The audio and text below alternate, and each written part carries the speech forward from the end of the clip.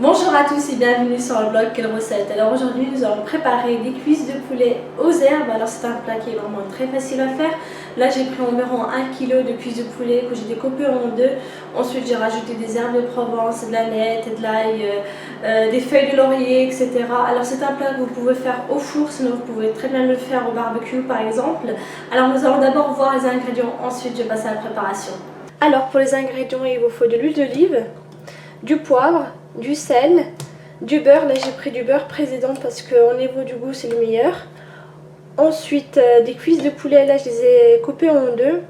Bien sûr il faut bien enlever les petites plumes restantes. Vous pouvez le faire sur la cuisinière, mais vous pouvez très bien aussi le faire à l'aide d'un chalumeau.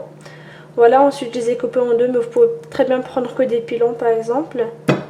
Des pommes de terre, là j'ai pris des petites pommes de terre que j'ai épluchées. J'ai enlevé la peau, bien sûr. Vous pouvez, si vous prenez des petites pommes de terre à chair ferme, vous pouvez très bien juste les laver et laisser la peau. Des herbes de Provence, du thym, quelques feuilles de laurier et ensuite des gousses d'ail et un peu de jus de citron. Alors maintenant nous allons passer à la préparation, c'est vraiment très facile à faire. Alors je vais mettre les cuisses de poulet que j'ai coupées en deux dans un saladier. Voilà. Ensuite, je vais rajouter les gousses d'ail. Ensuite, je vais rajouter un peu de thym.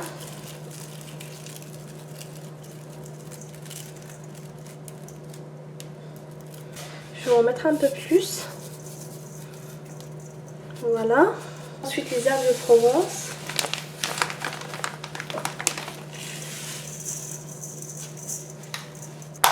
Un peu de poivre. Un peu de sel. Je vais mettre les feuilles de laurier.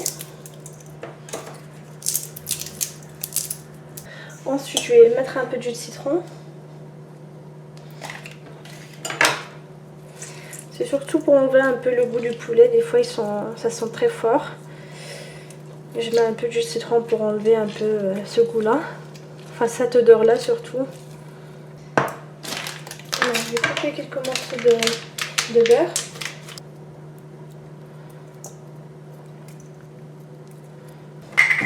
Ensuite, je vais mettre de l'huile d'olive.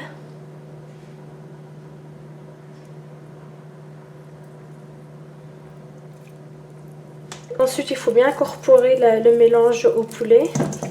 Bien sûr, vous pouvez très bien les laisser mariner environ 2 heures. Moi, comme j'ai pas le temps, je ne vais pas les laisser mariner, je vais les mettre directement au four. Vous pouvez aussi mettre un peu de beurre entre la peau et la viande. Comme ça. Et ensuite, vous écrasez avec votre doigt. Alors, vous faites juste un trou à l'intérieur.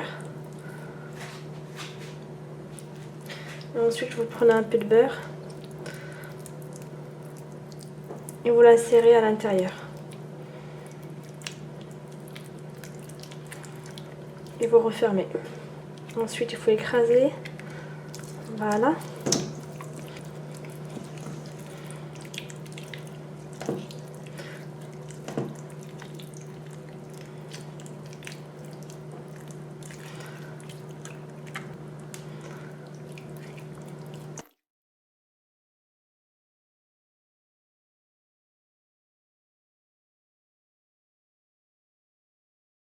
Alors ensuite, je vais prendre un plat comme celui-ci et je vais disposer à l'intérieur les morceaux.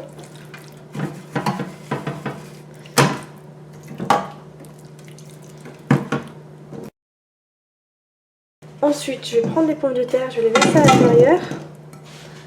Voilà. Et je vais bien mélanger.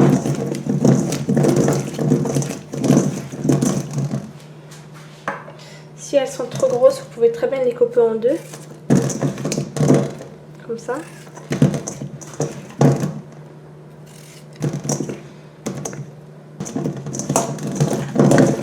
Vous pouvez rajouter des tomates, des oignons, des échalotes par exemple. Alors je vais juste mettre un peu de sel, un peu de poivre, Ensuite, je vais rajouter un peu de beurre. Bien sûr, pour le beurre, vous pouvez, si vous voulez ne pas en mettre, vous pouvez mettre juste l'huile d'olive. Si vous n'aimez pas trop gras. Voilà. Ensuite, vous le disposez un peu partout. Ensuite, pour la cuisson, vous pouvez mettre un peu d'eau dans votre mélange.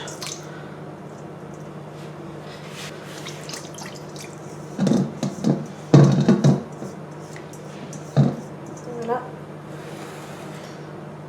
Je le verse. De temps en temps, vous pouvez rajouter un peu d'eau, mais des fois, c'est pas nécessaire. Mais si vous voyez que quand la viande elle est assez sèche, n'hésitez pas à rajouter un peu d'eau dans le fond de votre plat. Ensuite, vous mélangez à l'aide d'une cuillère. Et ensuite, vous prenez le jus et vous le versez à chaque fois sur les morceaux de viande. Alors maintenant, je vais mettre le plat au four à 185-190 degrés pendant environ 1 heure. Après, tout dépend des morceaux de poulet, s'ils sont assez gros ou petits, ça dépend. Mais en tout cas, il faut compter environ une petite heure de cuisson.